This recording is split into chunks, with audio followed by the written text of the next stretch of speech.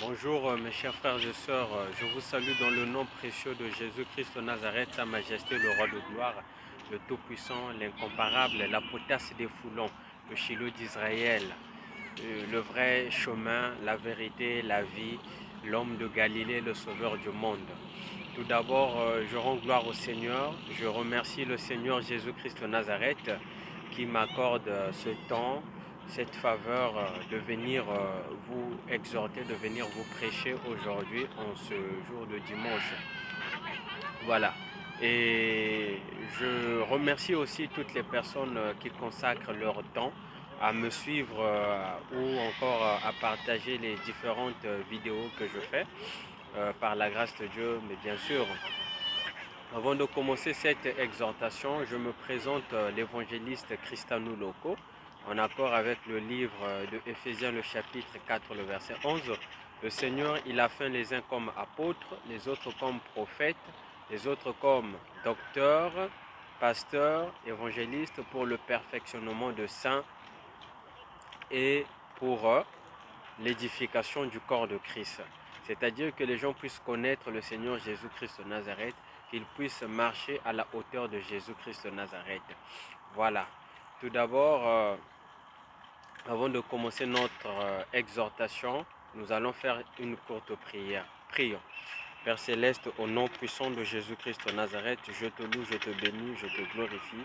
Merci pour ce temps que tu nous accordes de nous rapprocher en ta présence. Il est écrit dans ta parole, dans le livre de Matthieu, le chapitre 28, le verset 18 à 20. Allez dans le monde, faites de toutes les nations mes disciples, en les baptisant au nom du Père, du Fils et du Saint-Esprit. Apprenez-les à obéir tout ce que je vous ai prescrit, et voici je suis avec vous jusqu'à la fin du temps. Adonai, c'est maintenant que je veux prêcher ta parole. Utilise-moi, dirige-moi, comme il est écrit dans le livre de Jean 14, le verset 16. Et moi je prierai le Père, et il vous donnera un autre consolateur, l'Esprit de vérité, que le monde ne peut recevoir parce qu'il ne le voit pas, ne le connaît point, mais vous, vous le connaissez. Au nom de Jésus-Christ de Nazareth, édifie le peuple qui va écouter ce message. Amen. Mes chers frères et sœurs, comme nous sommes en train de poursuivre notre enseignement pour ce qui concerne la demeure de la parole de Dieu dans la vie d'un chrétien, aujourd'hui nous allons voir le livre de Matthieu, le chapitre, plutôt le livre de Luc, le chapitre 6, le verset 46, et puis nous allons lire le livre de Jacques, le chapitre 1, le verset 22.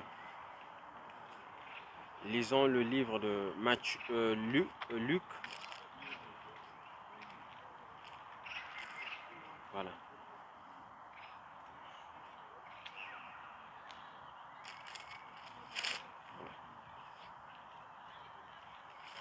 Je lis au nom du Seigneur Jésus-Christ de Nazareth.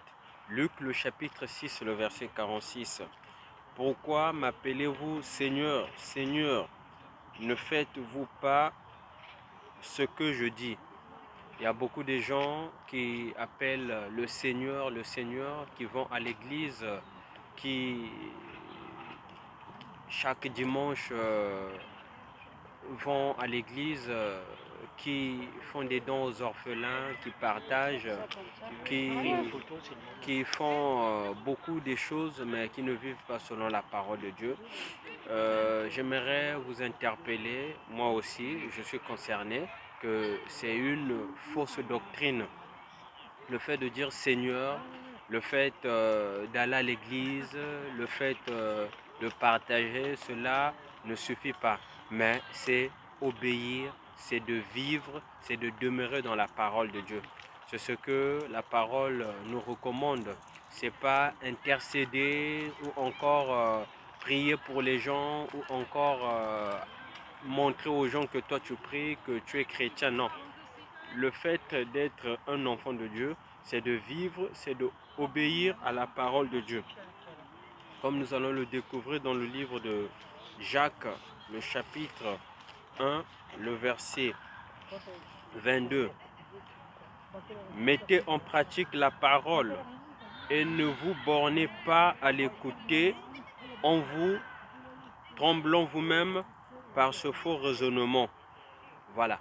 La Bible dit ceci, mettez en pratique, c'est-à-dire vivre selon la parole de Dieu, vivre selon la loi de Dieu, vivre selon les commandements de Dieu, d'être obéissant. Et ne vous bornez pas à l'écouter en vous trompant vous-même par de faux raisonnements. Ne te limite pas, ma soeur, à m'écouter.